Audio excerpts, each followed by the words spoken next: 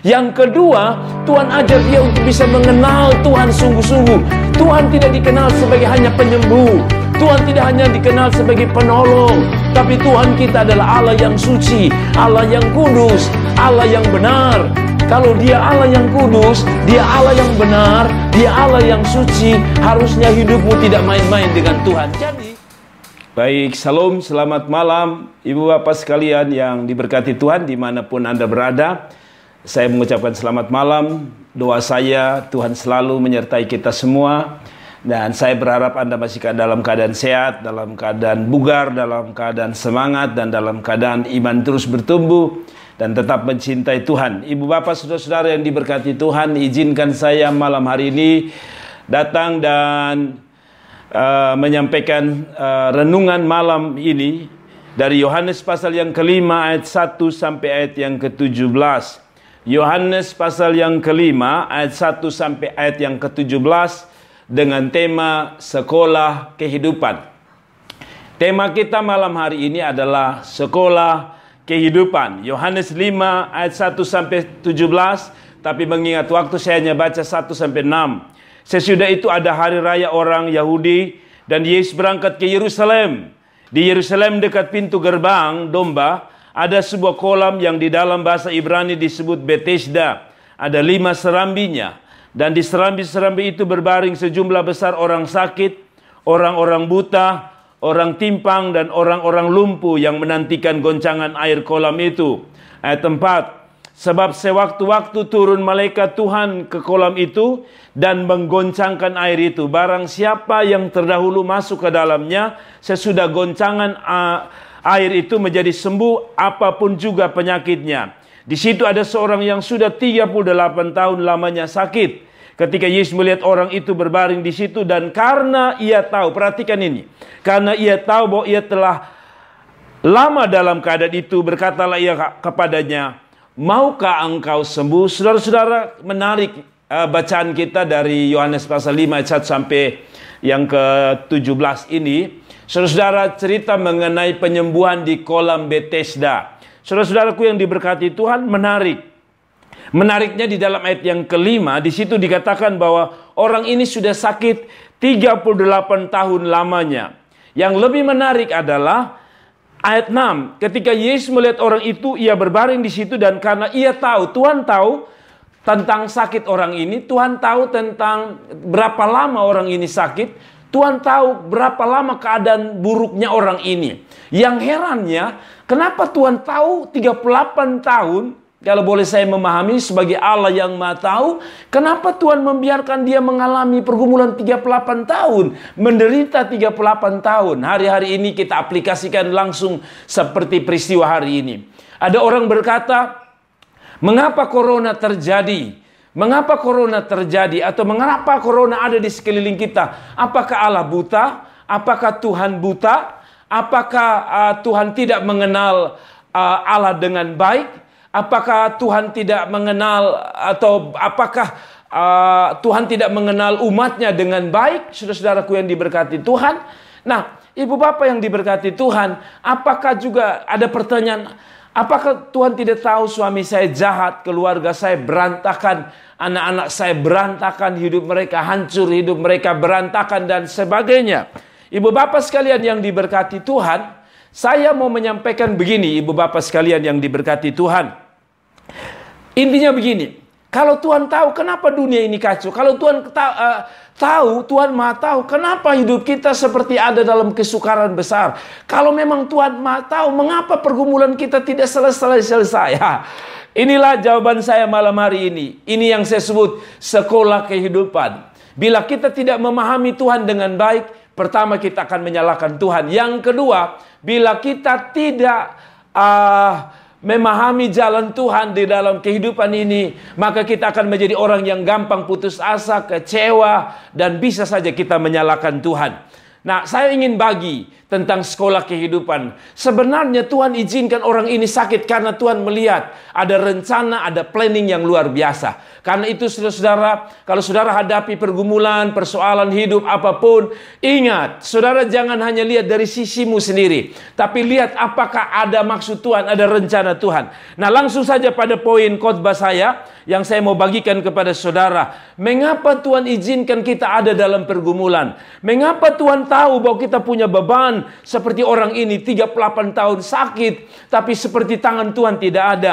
Mengapa kehidupan kita begitu rumit dan seolah-olah Allah buta dan tidak melihat? Saudara-saudara, Allah bukan Allah buta, Allah bukan tidak tahu, tapi ini maksud Tuhan. Tuhan izinkan semua terjadi dalam hidup kita karena pertama, Tuhan mau ajar satu, supaya kita belajar mengandalkan Tuhan sungguh-sungguh. Sekali lagi, 38 tahun orang ini mengalami sakit, orang ini mengalami penderitaan, orang ini mengalami pergumulan, dan hal yang sama dalam hidup saudara. Kalau Tuhan izinkan engkau menghadapi pergumulan yang panjang, bukan berarti Allah buta, bukan berarti Allah tidak tahu, dan bukan berarti Allah tidak peduli.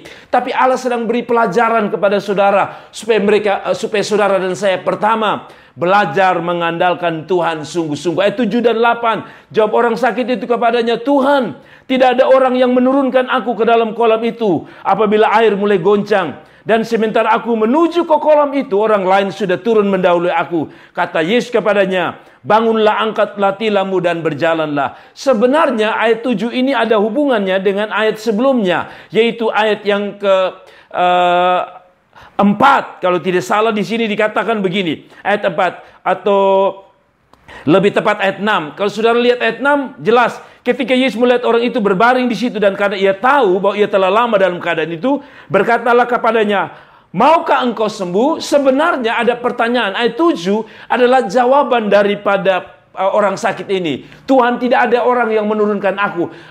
Seolah-olah dia berkata, Tuhan, tidak ada yang bisa tolong saya, tidak ada yang mau tolong saya. Padahal ayat 6 Tuhan bertanya, maukah engkau sembuh? Dan akhirnya Tuhan menyembuhkan dia.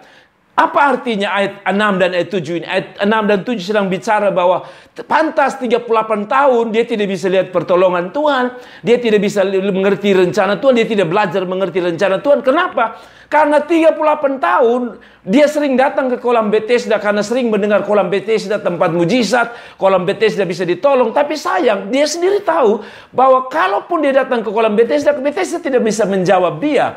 Dan sampai pada waktu Yesus datang ke depan dia pun, dia masih bertanya, siapa yang tolong saya? Ada orang kah masih tolong saya? Kalau saya jadi Yesus, saya akan bilang gini, saya buta huruf, saya nih ya mau siap tolong kamu nih. Kira-kira begitu. Saudara-saudara, 38 tahun yang dia cari adalah manusia yang bisa tolong dia. Tapi hari itu Tuhan merubah dia, bahwa kalau engkau berharap selama ini kepada manusia, maka hari ini engkau harus berharap kepada Tuhan yang hidup. Saudara-saudara, dalam hidup kita, kadang-kadang Tuhan izinkan kita punya pergumulan panjang, karena kita masih mengandalkan uang kita, pangkat kita, kedudukan kita, nama besar kita, kehebatan kita, kemampuan kita. Kita masih merasa hebat, kita masih merasa kuat. Itu sebabnya Tuhan belum bisa buat apa-apa dalam hidup kita, karena kita belum belajar mengandalkan dia. Saudara-saudaraku, kalau engkau masih sombong dan engkau masih angkuh dan engkau masih bisa menolong bisnismu, masih merasa mampu untuk bisa bekerja tanpa Tuhan, maka dengar baik-baik, itu adalah sebuah bencana bagi saudara. Itu adalah sebuah awal malapetaka bagi saudara. Karena itu 38 tahun Tuhan izinkan pergumulan panjang supaya kita tinggalkan kesombongan kita, supaya kita belajar merendahkan diri di bawah kaki Tuhan dan berserah kepada Tuhan dan bilang, Tuhan, saya sudah tidak mampu, sekarang beralih Tuhan yang ganti untuk menolong saya. Jadi pertama, Tuhan izinkan pergumulan kita panjang supaya kita sekolah kehidupan. Yang pertama, supaya kita belajar mengandalkan Tuhan. Yang kedua, apa maksud Tuhan dengan pergumulan kita? Apa maksud Tuhan mengizinkan kita ada dalam beban, sakit, penyakit, persoalan hidup dan sebagainya? Karena Tuhan punya rencana untuk kita belajar dari kehidupan, yaitu yang kedua, belajar mengenal Tuhan sungguh-sungguh. Yang anehnya, ayat 11-13 saudara lihat. Ternyata orang ini telah disembuhkan Yesus, tapi sayang dia tidak mau kenal Yesus, atau dia tidak tahu tentang Yesus. Mari kita yang kedua, Tuhan izinkan pergumulan kita panjang, Tuhan izinkan persoalan ada dalam hidup kita, bukan karena Tuhan jahat, tapi yang kedua supaya kita belajar mengenal Tuhan sungguh-sungguh. Ayat 11-13 saya baca. Akan tetapi ia menjawab mereka, orang yang telah menyembuhkan aku, dia yang mengatakan kepadaku, angkatlah tilammu dan berjalanlah. Ayat 12. Mereka bertanya kepadanya, perhatikan, mereka bertanya kepadanya, siapakah orang itu yang berkata kepadamu, angkatlah tilammu dan berjalanlah? Ayat 13, ketawa saya lucu. Ayat 13 berkata, tapi orang yang sembuh itu tidak tahu siapa orang itu, sebab Yesus telah menghilang ke tengah-tengah orang banyak di tempat itu. Saudara-saudara, Yesus pada waktu itu saya pikir terkenal. Yesus saya percaya sudah mulai heboh diceritakan di mana-mana tentang Yesus.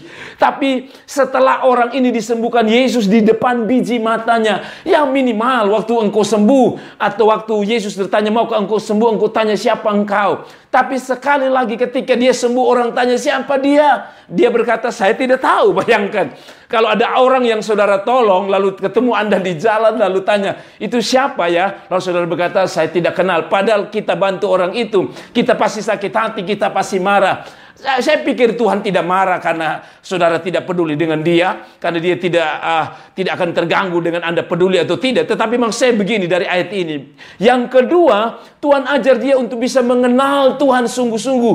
Tuhan tidak dikenal sebagai hanya penyembuh. Tuhan tidak hanya dikenal sebagai penolong. Tapi Tuhan kita adalah Allah yang suci, Allah yang kudus, Allah yang benar. Kalau dia Allah yang kudus, dia Allah yang benar, dia Allah yang suci, harusnya hidupmu tidak main-main dengan Tuhan. Jadi, saudara 38 tahun Tuhan izinkan orang ini sakit. Tuhan tahu keadaannya, bukan berarti Tuhan tidak sanggup tolong dia, bukan Tuhan tidak mau menolong menyembuhkan sakitnya, tapi Tuhan mau kasih dia pelajaran yang kedua dari kehidupan ini, yaitu dia harus belajar kenal Tuhan sungguh-sungguh. Saudara-saudara, kadang-kadang hidup kekristenan tidak seimbang. Kita hanya mengenal dia sebagai penyembuh, penolong yang ajaib. Tapi kita tidak mengenal dia sebagai Allah yang lain, yaitu satu, dia Allah yang kudus. Dia memang penyembuh, dia pemberi berkat, setuju. Dia pemberi kehidupan, setuju. Dia pemelihara kehidupan, setuju. Tapi kadang-kadang kita hanya mengenal dia di sebatas itu. Allah bukan hanya Allah yang memberi Anda berkat. Allah adalah Allah yang kudus, Allah yang tidak bisa melihat dosa, Allah yang tidak akan bermain-main dan kompromi dengan dosa. Kalau saudara mengenal Tuhan, dengar baik-baik, maka Allah bukan hanya kudus, Allah bukan hanya pemberi berkat, Allah bukan hanya pemberi atau memberi solusi dan jalan keluar, tapi yang paling penting Anda harus tahu, Allah kita adalah Allah hakim yang adil. Artinya bahwa jangan main-main dengan kehidupan ini. Tuhan izinkan, Tuhan tegur kita lewat sakit, lewat tabrak ojek, atau malapetaka, bisnis gagal. Sebenarnya saudara harus tahu bahwa Tuhan mau supaya Anda mengenal dia sungguh-sungguh. Bukan sekedar melihat dia sebagai sumber berkat, tetapi sebagai sumber kehidupan, sumber pertolongan saja. Tapi Allah yang kudus, Allah yang akan berdiri sebagai hakim di dalam kehidupan kita satu waktu kelak ketika kita mati dan kita menghadap tahta pengadilan Tuhan. Bapak Ibu saudara-saudara, kadang-kadang saya lihat banyak orang bilang dia kenal Tuhan. Salah satu ciri khas orang tidak mengenal Tuhan adalah ketika dia punya persoalan, dia gampang putus asa. Ketika dia punya persoalan, dia gampang lari ke tempat-tempat yang salah, dukun, tempat orang pintar dan sebagainya.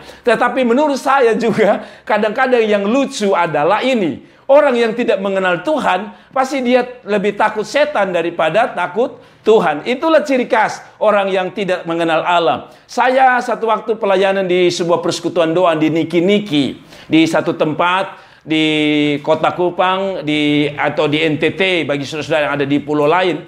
Nah, di Niki-Niki ini saya khotbah di salah satu tempat, dan ketika saya menyampaikan tentang ayat ini, lalu ketika selesai, ketua persekutuan datang dan tertawa bersama suami istri. Lalu saya tanya, saya agak tersinggung karena mereka tertawa terus. Lalu saya tanya, Bapak kenapa? Ibu kenapa? Dan dia berkata, waktu Bapak khotbah tadi itu tersentuh persis seperti kami. Apa maksudnya? Dia bilang begini, Bapak kotong ini ketua persekutuan doa mah takut dari setan. Jadi kadang-kadang maaf kata mereka mau pergi kamar mandi, kebetulan kamar mandi mereka itu jauh dari rumah, saudara-saudara. Jadi kalau mau pergi kamar mandi atau maaf kata buang air kecil, buang air besar, maka mereka dua-dua pergi.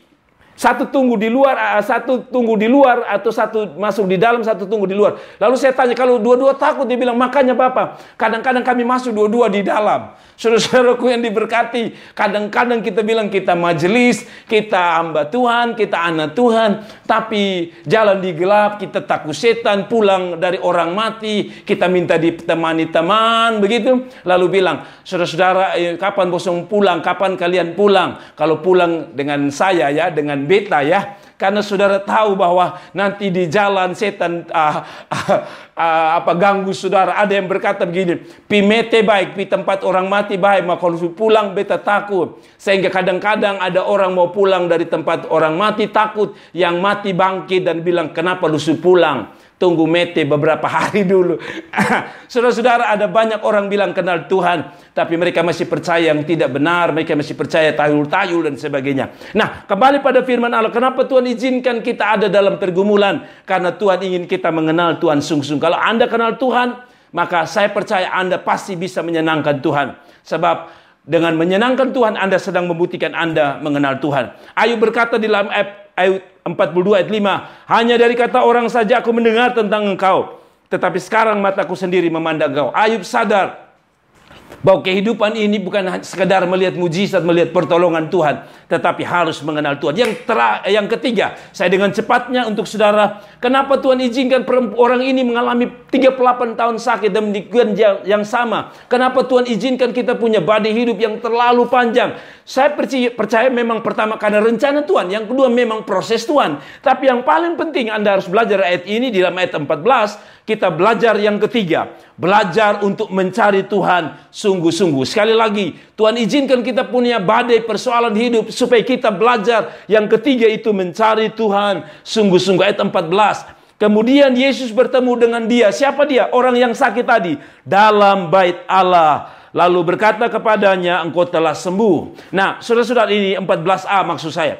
Kemudian Yesus bertemu dengan dia dalam bait Allah, lalu berkata kepadanya, engkau telah sembuh. Nah, saudara-saudaraku yang diberkati Tuhan, 38 tahun dia berada di mana? Di kolam Bethesda. 38 tahun dia datang ke kolam Bethesda. Mungkin minimal, karena dulu dia kecil tidak bisa datang ke kolam Bethesda. Kalau dia umur 12 tahun atau 15 tahun baru dia datang ke kolam Bethesda, maka ada puluhan tahun juga dia datang ke kolam Bethesda dan dia tidak pernah ke bait Allah. Nah, saya tahu, saya bisa memahami mungkin karena dia sakit, tetapi maksud saya ini gambaran hidup kita. Mengapa Tuhan izinkan orang ini sakit? Karena Tuhan mau supaya dia akhirnya belajar untuk mencari Tuhan sungguh-sungguh. Kalau selama ini dia cari kolam Bethesda, maka hari itu dia cari bait Allah. Saudara-saudaraku yang diberkati Tuhan, banyak kali Tuhan izinkan kita punya persoalan supaya kita cari bait Allah, supaya kita cari rumah Tuhan, supaya kita cari Tuhan sang pemilik rumah Tuhan itu, yaitu Allah sendiri. Saudara-saudaraku yang diberkati, hidup bukan hanya sekedar cari berkat, hidup bukan hanya cari kesembuhan, hidup bukan hanya cari mujizat, hidup bukan hanya cari kemenangan, hidup bukan hanya cari kesuksesan, hidup harus cari sumber berkat, yaitu Allah itu sendiri.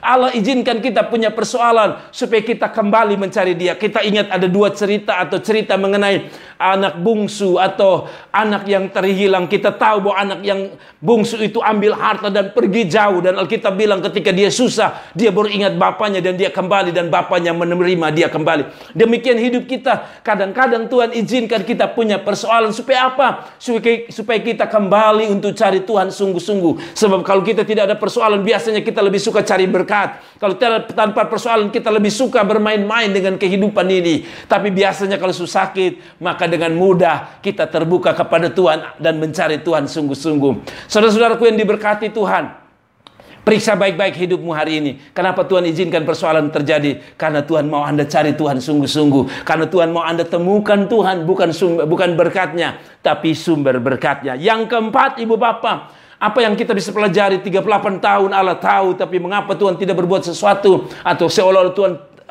menutup matanya dan menutup tangannya untuk bekerja bagi saudara? Karena yang keempat, supaya Tuhan mau kita belajar berubah. Dengar, supaya kita belajar berubah dan bertobat. Sekali lagi, Tuhan izinkan engkau ada dalam satu badai kepada satu badai yang lain, persoalan satu kepada satu persoalan yang lain, satu pergumulan satu kepada pergumulan yang satu, supaya yang keempat, dari kehidupan ini kita belajar yang keempat, kita belajar untuk berubah alias bertobat sungguh-sungguh. Ayat 14b berkata, kemudian Yesus bertemu dengan dia dalam bait Allah lalu berkata kepadanya, perhatikan kata ini, engkau telah sembuh, jangan berbuat dosa lagi, supaya padamu jangan terjadi yang lebih buruk. Saudara-saudaraku yang diberkati Tuhan, lihat, Tuhan punya rencana atas orang ini supaya dia bertobat, supaya dia tidak berbuat dosa lagi, supaya dia tidak main-main dengan dosa lagi. Saudara-saudaraku yang diberkati Tuhan, tidak semua, dengar baik-baik, tidak semua penyakit karena dosa, saya setuju.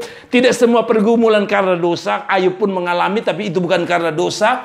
Tetapi Anda yang paling tahu, Anda yang paling mengerti apakah saya ini karena dosa saya atau karena Tuhan punya proses. Kalau saudara hidup benar, lalu saudara alami ini, saya percaya itu proses Tuhan untuk membuat imanmu makin mantap. Tetapi kalau saudara hidup dalam dosa dan akhirnya ada teguran Tuhan, Anda yang harus mengakui itu. Anda yang harus buka hati kepada Tuhan. Kenapa? Karena kadang-kadang dosa juga merupakan penyebab sebuah teguran harus datang dalam hidupmu. Kalau saudara masih main-main, maaf. Kalau saudara masih main-main dengan istri orang lain, kalau saudara masih main-main dengan suami orang lain, jangan marah kalau AIDS akan menegur saudara. Kalau firman Allah tidak bisa menegur saudara, AIDS akan menegur saudara. Kalau saudara tidak bisa ditegur dari perselingkuhanmu, sekali lagi, AIDS akan bicara bagi kehidupanmu. Penyakit akan bicara bagi kehidupanmu. Apapun bisa bicara. Kalau saudara-saudara masih keras hati, saya sering bilang, kadang-kadang Tuhan harus izinkan selang infus masuk, baru kita bisa buka hati.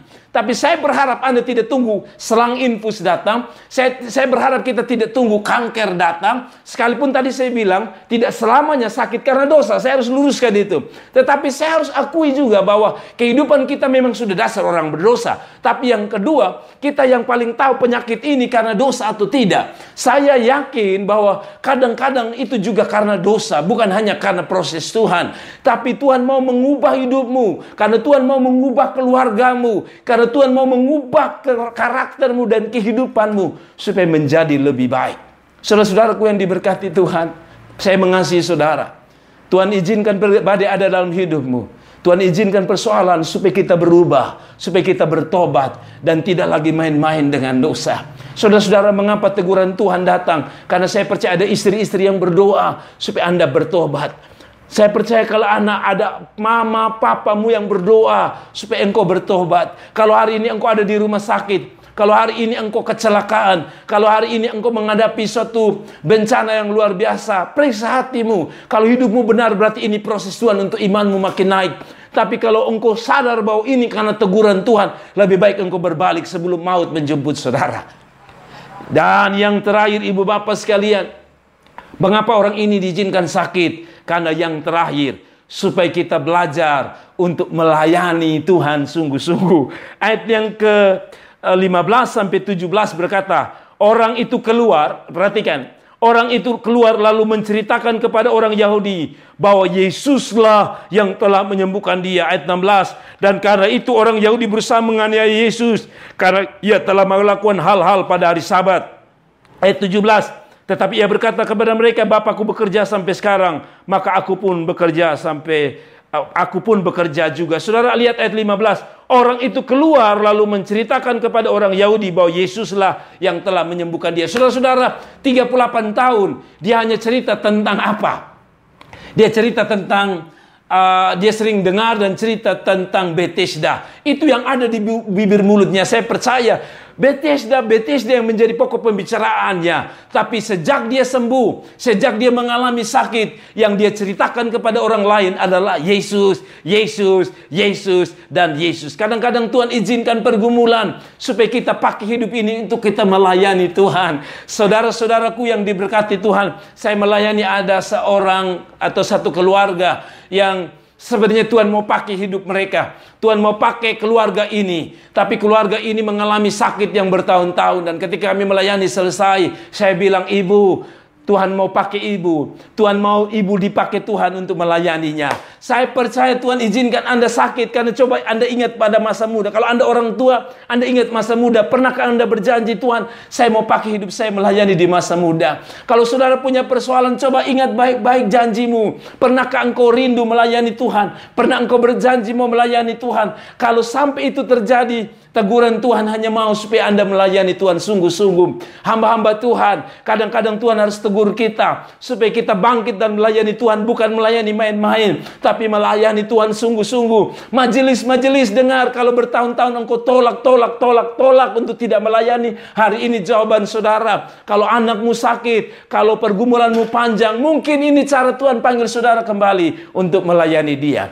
Sekali lagi kesimpulan saya sederhana. Tuhan bukan buta tentang pergumulanmu. Tuhan bukan tidak tahu tentang pergumulanmu. Tetapi Tuhan punya rencana untuk kita belajar. Belajar mengandalkan Tuhan sungguh-sungguh. Belajar mengenal Tuhan sungguh-sungguh. Belajar bertobat sungguh-sungguh. Dan yang terakhir, belajar untuk melayani Tuhan sungguh-sungguh.